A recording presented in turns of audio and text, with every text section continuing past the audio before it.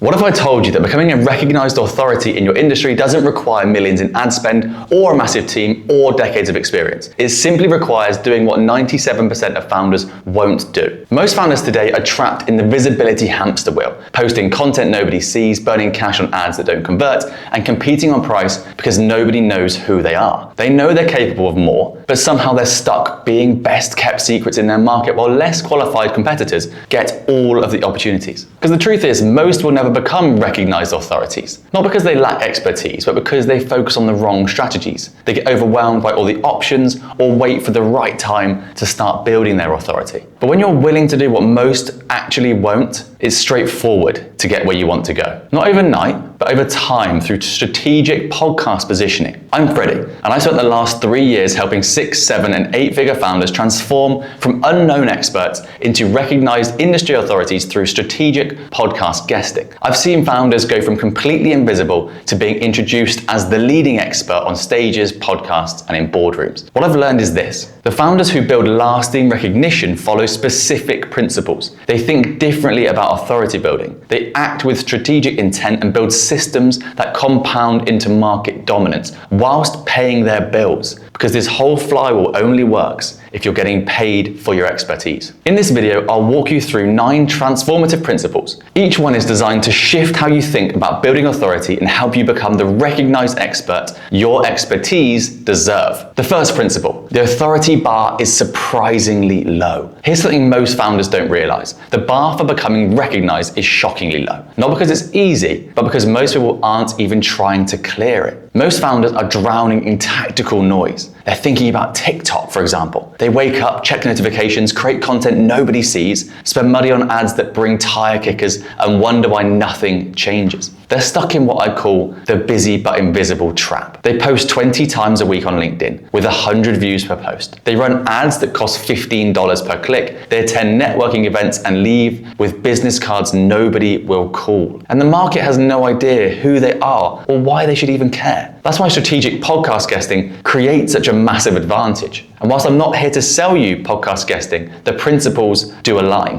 While everyone else is shouting into the void, you're being introduced as the expert to thousands of ideal prospects on trusted platforms. You see, excellence in authority building is simply strategic consistency. Here's what sets recognized authorities apart. They show up on strategic podcasts reliably. They deliver value without making it about themselves. They follow through on building relationships with hosts. They stay focused when others chase the latest tactic, and they commit to the compound effect. Because in a world where most founders are distracted, tactical, and inconsistent, doing the strategic work with focus and follow through will set you apart more than any credential ever could. When you're consistent with strategic positioning, recognition becomes inevitable. And the second principle: the power of strategic repetition. There's a reason top athletes practice fundamentals daily, because mastery isn't about complexity, it's about perfecting the basics until they become extraordinary. Most founders chase novelty, new marketing tactics, new platforms, new strategies. They're constantly starting over and over instead of mastering one thing deeply. There's a great story about Henry Ford, who walked past his marketing department every day for 6 months and saw the same advertising poster on his head of marketing's desk for their new car. After 6 months, he walked into the office and said, "Can you stop advertising that car? We don't want to advertise that anymore. I'm bored of seeing that poster." The head of marketing looked up and said, "We haven't even launched the car yet." And the point is, they were being strategically repetitive in their marketing. And the person who was in charge of the company got bored of the marketing before the market had even seen it. You're probably not repeating yourself enough for people to know who you are. Strategic podcast guesting works because it's based on fundamentals that never change. Old school marketing is the best marketing. Why?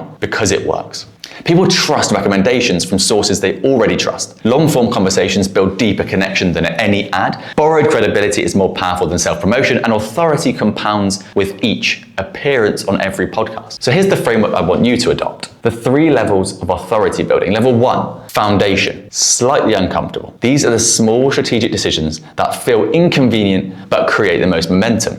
Research. You need to research which podcasts your ideal clients actually listen to, and they need to craft your positioning statement clearly. You need to prepare your core stories and reach out to one podcast per week. Your aim should be to get on 2 podcasts per month. These aren't hard, they're just intentional. There's direction that I'm giving you here, which feels scary. You have to do something. And that's why most founders skip them. But when you stack these small wins consistently, the compound effect is transformative. And so here's level 2. This is genuinely uncomfortable. This is a bit of a stretch. This is where real growth happens because you're doing things that genuinely challenge you. So recording your first podcast appearance. If you've been on podcasts before, think of the next one as your first one. Make it better. Be more intentional. Practice. The second thing is to share your contrarian opinions publicly. You need to get vulnerable about your failures and your lessons. Don't go on there pitching yourself as you're the amazing person that's built this business or whatever it is. Be vulnerable, be open, build connection first. Then you need to pitch some podcasts where you feel that you're not ready yet. They're too big for you. You're going to get told, no, not today, not this podcast. Pitch those ones as well. Get into that ecosystem. This level triggers growth because discomfort rewires your identity. You start seeing yourself as someone who belongs in these conversations. And level 3 is the transformation. This is actually difficult. This is where you choose to challenge yourself on purpose. So you're going to commit to 20 plus podcast appearances this year, or maybe next year, whenever you're listening to this. Saying no to everything that doesn't support your authority positioning. So if someone wants you to come and talk at a food event and you teach business funnels, doesn't make sense. Make sure you're aligned. Invest significantly in your podcast strategy. Restructure your entire business around the notion of being recognized and trusted. Most will avoid this level, but this is where you become untouchable in your market. You don't live here forever, you just visit it to transform, then you maintain from levels 1 and 2. The key is engaging with all 3 of these levels consistently. That's how unknown founders become recognized authorities. Principle 3, think in years, execute in weeks. In a world obsessed with overnight success and viral moments, the smartest founders play the longest games. The most recognized people in any industry didn't get there in 90 days. They built strong foundations over years and years of consistently putting out high quality thought leadership, content, and opinion. And they're not pulling back at every algorithm change or market shift. They're seeing it as an opportunity. I see this with every single client. The ones who think in years, not months, build much more resilient authority, stronger industry relationships, and deeper market trust. They're not panicking when one podcast doesn't immediately generate leads. They're not panicking because they're not repurposing their content onto LinkedIn and it's not working, it's not getting views. Too many founders give up after 3 podcast appearances because they don't see instant ROI. But recognition takes time. You don't trust someone immediately, do you? It takes a long time, a lot of touch points for you to actually have trust. The ability to think long-term gives you that patience. Daily strategic action will give you the momentum. So here's the paradox. The longer you're willing to play, the more urgent today becomes. Think of authority building like this. You plant the seed today. You research podcasts, craft pitches, prepare stories, record appearances. You water daily. You follow up with hosts, repurpose content, engage with audiences, nurture relationships, and then you harvest later with your inbound leads, speaking opportunities, strategic partnerships, premium positioning, and of course, revenue.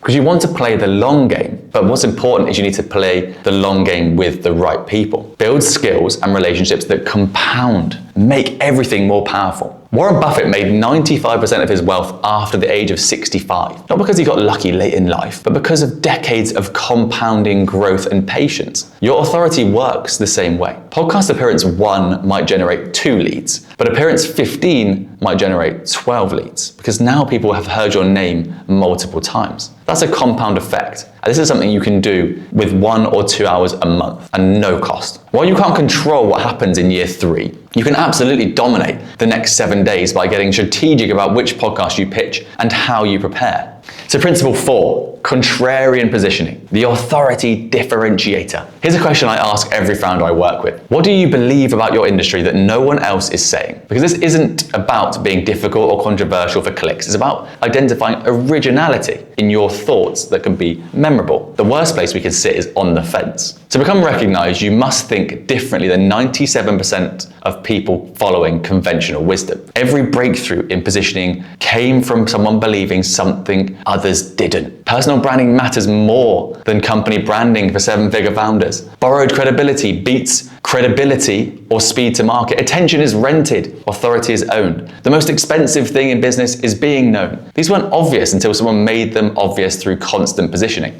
So ask yourself, what do I believe so strongly I'd build my entire strategy around it? I was on a call yesterday with a client who teaches yoga across North America, and she had to come up with some ideas of things that she believes yoga can help people with that no one else is talking about. If you can do it for yoga, you can do it for whatever your business or your expertise are. What does everyone in my industry get wrong? What truth do I see that my competitors miss? What problem am I solving that no one else is talking about? Most founders want to fit in, say what's safe, and avoid controversy. They're so scared of controversy, and that's why they're forgettable. Recognized authorities are willing to be misunderstood whilst they prove their point. They take a stand. They have a perspective. They're known for something specific. You see, your contrary positioning becomes your recognition accelerator. It's what makes podcast hosts say, I need to interview this person instead of everyone else that sounds exactly the same. And it's what makes the podcast listener go, I heard this person on a podcast today. Let me tell you about what I learned and why I like them. So don't be afraid to have opinions. That's why people will remember you. Principle 5, master your internal authority first. Let's talk about the invisible barrier that stops most founders from becoming recognized. You see, it's their internal identity. No amount of external podcast appearances can compensate for internal resistance. If your subconscious identity says, I'm not the kind of person who belongs on major podcasts, you're unconsciously sabotaging your own progress. This is what psychologists call the upper limit problem. We all have a mental thermostat for how much recognition, success, and authority we think we're allowed. When we exceed it, we unconsciously pull ourselves back. And these are some of the common internal barriers I see. I'm not famous enough to be on a podcast. Nobody wants to hear what I have to say. I don't have enough credentials yet. I'll sound stupid on a podcast. I'll freeze. These aren't facts. They're stories you're telling yourself that keep you invisible. So start rewriting your identity. I am the kind of person who a host would like to interview on a podcast. My expertise do solve real problems and I need to help people. I have unique insights worth sharing. I belong in these conversations. This is where the expectation effects comes in. We don't become who we want to be. We become the person that holds ourselves to a higher standard. One client believed you needed to be in a major city to build authority. Then she saw someone from a smaller town than hers who had been featured on 40 plus podcasts and built a 7-figure business. That shattered the ceiling she didn't even know she'd built. If you can raise your expectations of yourself, believe you belong in these conversations, because the moment you change how you see yourself is the moment your recognition journey accelerates. Principle 6, protect your focus like your authority depends on it. Imagine your mind is a high-performance system. Would you let anyone dump distractions into it? Would you run 47 browser tabs of random content, expect peak performance? That's what most founders are doing. That's probably what you're doing right now. They follow 200 people on LinkedIn who all say different things. They consume 15 different newsletters about conflicting strategies. They watch every marketing guru tell them to focus on different platforms. The result? Mental clutter, analysis paralysis, and zero strategic action. So what if you treated your attention like this? It's a sacred resource with finite limitations.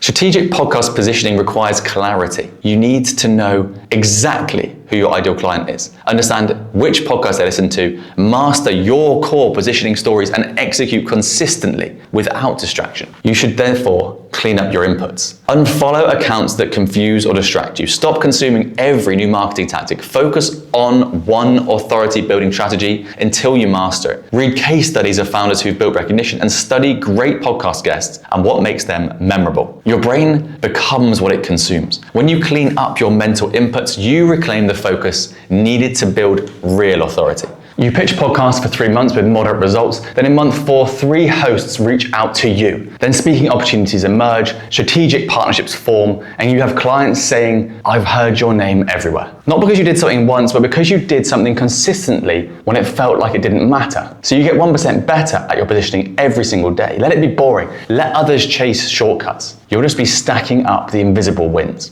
Be patient with the compound effect. Be impatient with the daily action. Principle 8. Master emotional resilience. If you want to build lasting authority without burning out, master your response to rejection and setbacks. Because in the podcast world, you'll face rejection. Hosts won't respond. Pitches will get ignored. Interviews won't immediately generate leads. The ability to stay calm when pitches are rejected, to pause before sending desperate follow-ups, and to trust the process when others panic, that's what separates recognized authorities from those who quit. See, most founders let one rejection derail their entire strategy. They pitch 5 podcasts, get 2 rejections, and conclude, podcast guesting doesn't work for me. Recognized authorities know rejection is data, not judgment. Rejected pitch means refine your positioning. No response, improve your outreach timing. Interviews that didn't go well, prepare better next time with your stories. You see, anxiety says, what if this doesn't work? Strategic thinking answers, what if this works better than I imagined? I just need to stay consistent. Train your nervous system to handle the inevitable ups and downs. Box breathing before podcast interviews, pause before reacting to rejection, practice silence, practice daily commitment to your long-term vision. Set a vision. Emotional regulation isn't just about staying calm, it's about responding strategically instead of reacting impulsively. The calmest, most consistent founders win the recognition game. And principle 9 is define recognition on your terms. Before you chase recognition, ask yourself, what does being recognized actually mean to me? Because if you chase someone else's definition, you might become famous, which is not what we're going for, and it will make you feel empty.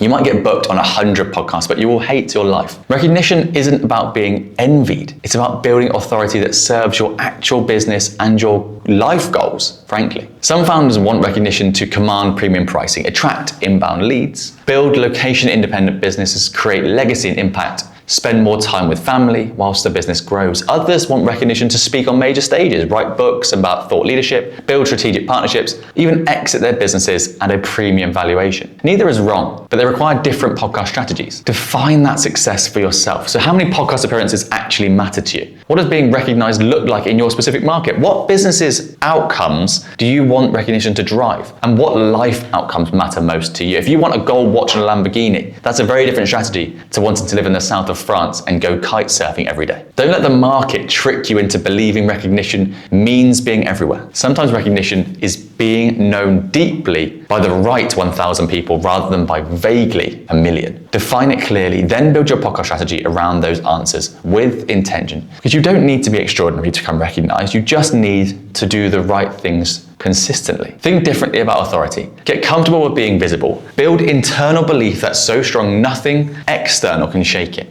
Because building authority and recognition isn't about doing more, it's about doing less. So you can focus on what actually matters, you can save time. And strategic podcast positioning will compound that for you. Every dream of recognition comes with a price. Not always money, but time, focus, consistency, and willingness to let go of what's comfortable for what's strategic. And if you don't make some sacrifices for recognition, then recognition becomes your sacrifice. You'll stay invisible whilst less qualified competitors get opportunities. You'll compete on price while the recognized authorities command premiums. You'll stay in your comfort zone while a quiet part of you aches for the recognition your expertise deserve and the people that your expertise can help do deserve entirely. Strategic consistency is a form of self-respect. Remember this part. It's choosing temporary discomfort of visibility over long-term regret of remaining unknown. You can't build authority without showing up. You can't become recognized without being strategic, and you can't create a business that reflects your expertise whilst you're playing it safe. Thank you so much for watching. If you enjoyed it, please drop a comment. I'll answer them all myself. Like this video, give it a subscribe, and now go and build the recognition your expertise deserve.